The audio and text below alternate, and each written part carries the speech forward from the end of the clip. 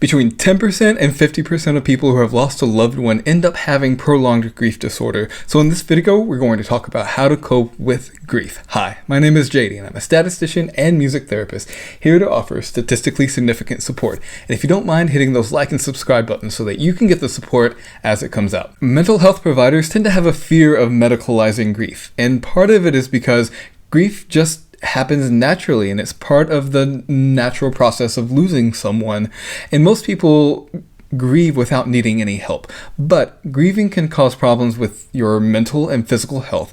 It can cause sleep disturbances, psychological problems like depression, and other symptoms like anger and despair. All of this can happen during grief and bereavement, and it's unlikely that getting preventative treatment will help. So going to see a therapist before the loss isn't likely to help you. But once you're grieving, that's where a therapist can help you. And it can help you reduce that grief in bereaved adults. Now, the creative art therapies like music therapy and art therapy are one amazing option for helping you cope with grief. And music therapy, for example, is one of the more successful options at helping children deal with grief, and it's better at helping older children than it is at younger children. Art therapy can bring about positive changes like helping you continue the bond with the deceased and making meaning out of the loss. There's also some evidence suggesting it can alleviate grief symptoms like distress and often help with depression and anxiety. Meaning making and keeping a bond with the deceased both facilitate post-traumatic growth, and this is especially true if you're a parent who's lost a child.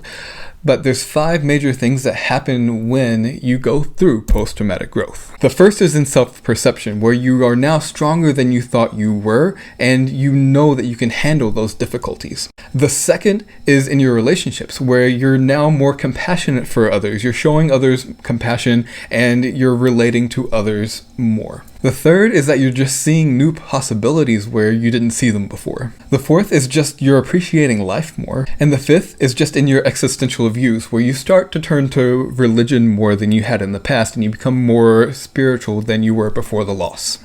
But I do want to note that the more grief that you have, the more growth you're going to have.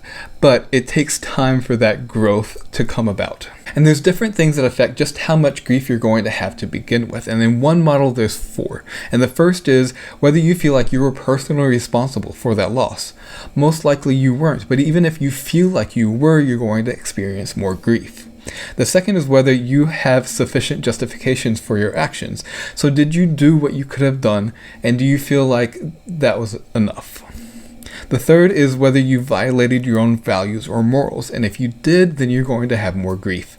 And the fourth is whether you believe that you could have reasonably foreseen the loss. So could you have just predicted the loss was going to happen? Did you know it beforehand? So basically, if you feel like you're responsible for the loss, then you're more likely to believe it reflects on you as a person. And this is where grief can get out of control. So an important note to hear is that self-blame, guilt, and shame are common in bereavement, but they can stop the mourning process. And this is where forgiveness can come in and help you facilitate that mourning process and reduce that guilt. Now, forgiveness includes apologizing, so apologizing to others and yourself, actively forgiving yourself and others, and being mindful of your own thoughts. But there's an entire process for forgiving, and I have a video on how to make anger constructive, and there's a detailed step-by-step process on how to make forgiveness possible for you. So go ahead and check that video out. Now, a second type of treatment that you can do is just grief counseling. It can help you feel heard, and it can normalize the grief process. And if you attend a group therapy session, it can help you practice ways to cope with the loss, feel like you belong, and feel like you're getting comfort from others. But you want to make sure that you're going to a group that's beneficial.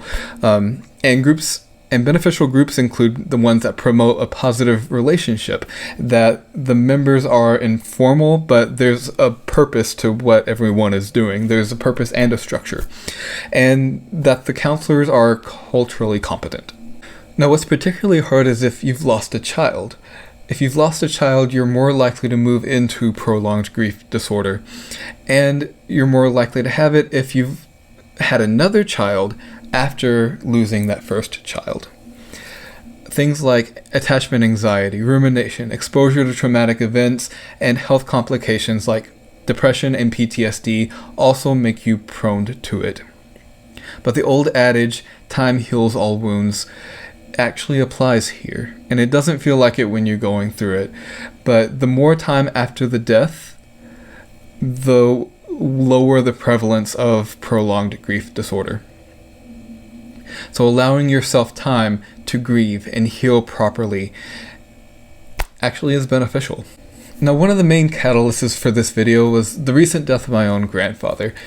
He was in his 90s and he was in very poor health, so we foresaw it coming, and that really did help keep the grief down.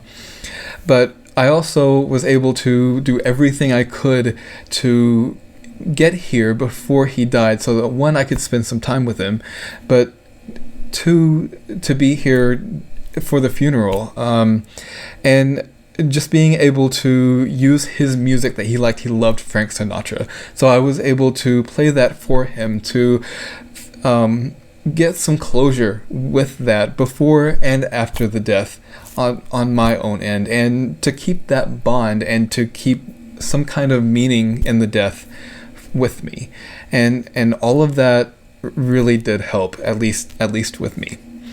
So if you found this video helpful, please hit that like and subscribe button. And if you want more content like this, make sure you hit the subscribe button so that I can continue to bring you more statistically significant support.